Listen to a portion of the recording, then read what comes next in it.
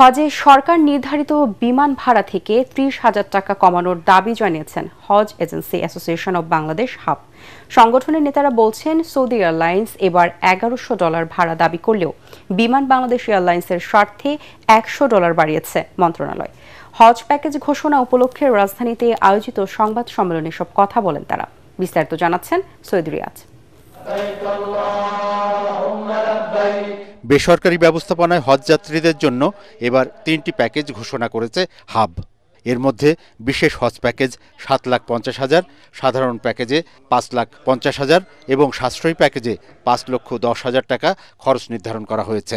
খরচ বৃদ্ধি হ্রাস হলে প্রযোজ্য খাতের বর্ধিত হ্রাসকৃত ব্যয় প্যাকেজ মূল্য হিসেবে গণ্য হবে এবং হজযাত্রীকে তা পরিশোধ করতে হবে এবং একই সাথে বিমান ভাড়া হ্রাস পেলে তা প্যাকেজ মূল্যের সাথে সমন্বয় করা হবে। সংগঠনের নেতারা বলেন, সরকারি প্যাকেজে হাজিদের খাওয়া এবং কুরবানি খরচ ব্যক্তিগত পর্যায়ে থাকলেও বেসরকারি ব্যবস্থাপনায় এই দুটি খরচ ঘোষিত হজ প্যাকেজের মধ্যে। বেসরকারি ব্যবস্থাপনায় হজযাত্রীগণ ৩,৫০,০০০ টাকা দিয়ে নিবন্ধন করবেন।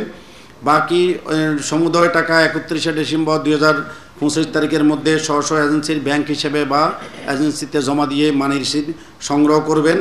এবছর বিমান ভাড়া ১,৫৪,৮৩০ টাকা নির্ধারণ করা হয়েছে, যা গত বছরের তুলনায় ১২,৯৯০ টাকা কম।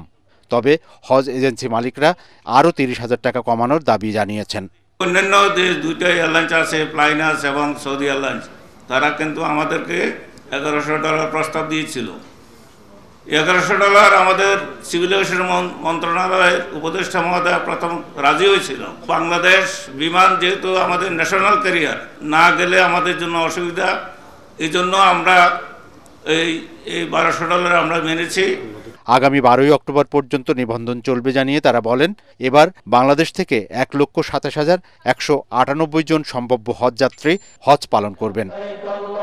সৈয়দ রিয়াজ, এটিএন বাংলা, ঢাকা।